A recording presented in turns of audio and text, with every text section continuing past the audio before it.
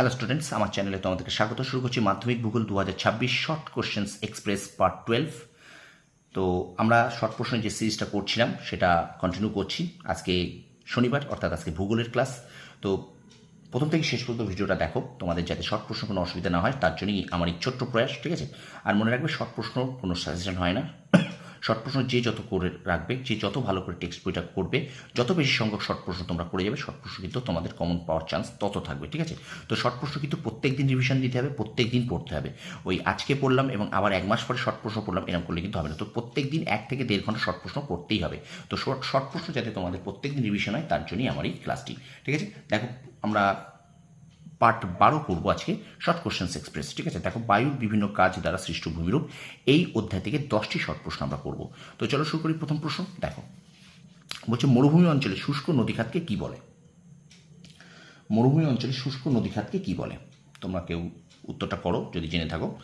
মরুভূমি অঞ্চলে শুষ্ক নদীখাতকে কি বলে? মরুভূমি অঞ্চলে শুষ্ক নদীখাতকে বলে ওয়াদি। কি বলে? ওয়াদি, ঠিক আছে? বলছে লোয়েস কথার অর্থ কি? 2 নম্বর প্রশ্ন বলছে লোয়েস কথার অর্থ কি? লোয়েস কথার অর্থ কি? স্থানচ্যুত বস্তু। স্থানচ্যুত বস্তু, ঠিক আছে? আচ্ছা, পরের প্রশ্ন দেখো, মরু অঞ্চলে ইনসেলবার্জের থেকে ছোট অবশিষ্ট পাহাড়কে কি বলে? মরু অঞ্চলে ইনসেলবার্জের থেকে ছোট অবশিষ্ট পাহাড়কে কি বলে? উত্তর হবে বর্নহাট।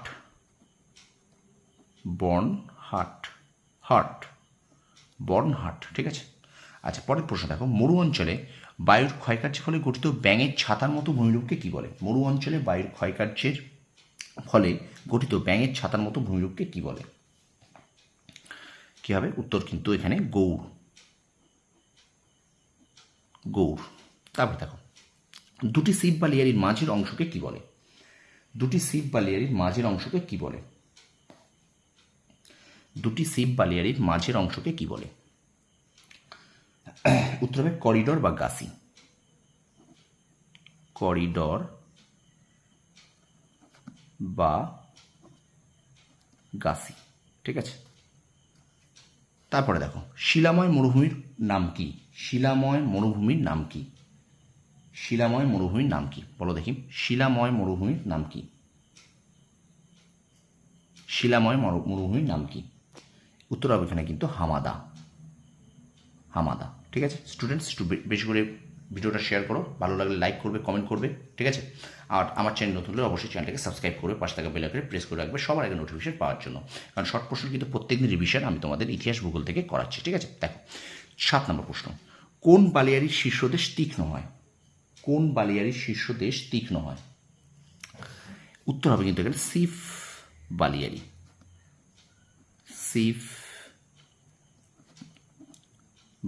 ঠিক আছে? সিফ বালিয়ারির শীর্ষদেশ তীক্ষ্ণ হয়। ওকে, চলে যাই আমরা 8 নম্বর প্রশ্ন। ওয়াদি শব্দের অর্থ কি? ওয়াদি শব্দের অর্থ কি? ওয়াদি শব্দের অর্থ কি? শুষ্ক উপত্যকা বা শুষ্ক নদীখাত। শুষ্ক উপত্যকা বা শুষ্ক নদীখাত। শুষ্ক নদীখাত, ঠিক আছে? আচ্ছা, আধখানা চাঁদের মতো বালিয়াড়িকে কি বলে? আধখানা চাঁদের মতো বালিয়াড়িকে কি বলে? আধখানা চাঁদের মতো বালিয়াড়িকে কি বলে? এখানে উত্তর হবে বারখান। আধখানা চাঁদের মতো বালিয়াড়িকে কি বলে? বারখান। আচ্ছা, রাজস্থানে বায়ুর অপসারণ প্রক্রিয়ায় সৃষ্ট গর্তগুলির নাম কি? রাজস্থানে বায়ুর অপসারণ প্রক্রিয়ায় সৃষ্ট গর্তগুলির নাম কি বলো দেখি? এখানে উত্তর হবে কিন্তু ধান্ধ, ঠিক আছে? তো এই 10টি প্রশ্ন তোমাদের জন্য রাখলাম। তো এই সপ্তাহে কিন্তু শেষ হলো, আজ শনিবার, অর্থাৎ শর্ট কোশ্চেন্স এক্সপ্রেস এই সপ্তাহটাও শেষ করলাম। আগামী রবিবার তোমাদের ঠিক রাত 8টায় ইতিহাসের মক টেস্ট এবং ঠিক রাত 9টায় তোমাদের কিন্তু জন্য থাকবে ভূগোলের মক টেস্ট। আর 17ই আগস্ট যে মক টেস্টটা নিয়েছিলাম তার উত্তর কিন্তু আমরা ঠিক দিয়ে দেবো রাত 10টায়, ঠিক আছে? তো বারবার বলছি, এই প্রশ্নগুলোকে অবশ্যই ভালো করে পড়ো প্রত্যেকটা প্রশ্ন কিন্তু ভীষণ ইম্পর্টেন্ট। ইতিহাস এবং ভূগোলে যাতে তোমাদের শর্ট প্রশ্নের ফুল নাম্বার আসে তার জন্য এই চেষ্টা আমি করে যাচ্ছি, যাতে শর্ট প্রশ্ন তোমাদের প্রত্যেক দিন রিভিশন থাকে, প্রত্যেক দিন যাতে তোমাদের মনের মধ্যে গেঁথে থাকে এবং চোখের সাথে সেট হয়ে থাকে, সেই চেষ্টা আমি কিন্তু করে যাচ্ছি। ঠিক আছে, তো ভিডিওটা ভালো লাগলে অবশ্যই লাইক করবে, কমেন্ট করবে, বন্ধুদের মাঝে বেশি করে শেয়ার করবে, আর আমার চ্যানেল নতুন হলে অবশ্যই চ্যানেলটাকে সাবস্ক্রাইব করবে, পাশে থাকা বেল আইকনে প্রেস করে রাখবে। তোমরা সফল হও, তোমাদের সাফল্য কামনা করি। ধন্যবাদ।